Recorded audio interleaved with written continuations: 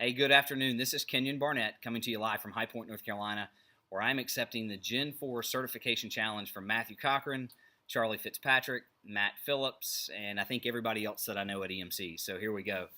The Gen4 conversation around all-flash arrays is really very simple. It is about which all-flash arrays will have a place in the data center of the future as we move towards an all-flash data center or all-electronic data center.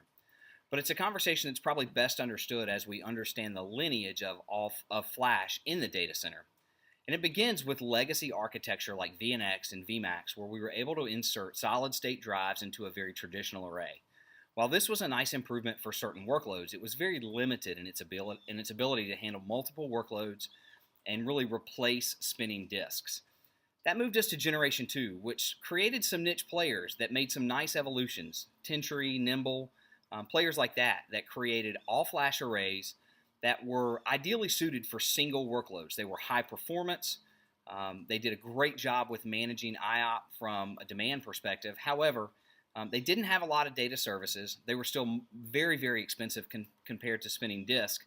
And so it came with some challenges around being able to spread that technology across the entire data center.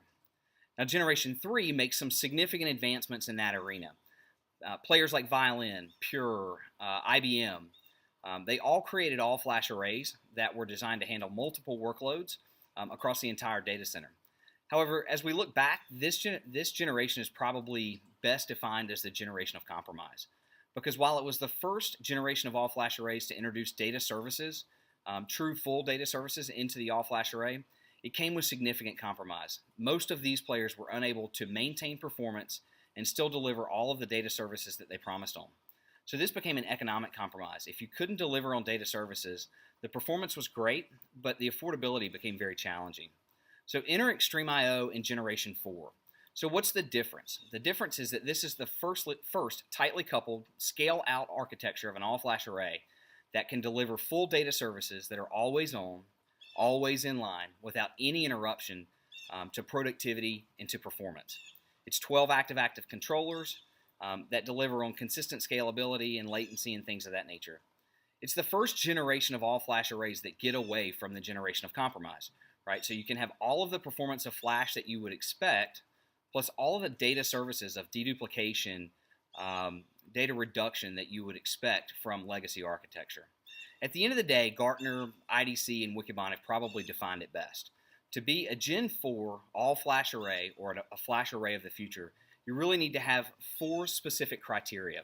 Scalability, you need to be able to meet consistent latency and latency variance. You also need to be able to leverage advanced snap technologies and deliver advanced quality of service that is uninterrupted regardless of workload and performance demand. At the end of the day, it all boils down to this. XtremIO is the only one that can execute against all 4 of the demands laid out by the industry leaders. With that, I hope that I'm Gen 4 certified. I'd like to challenge Eddie Zagara, Joe Young, and Lori Caldwell to do the same.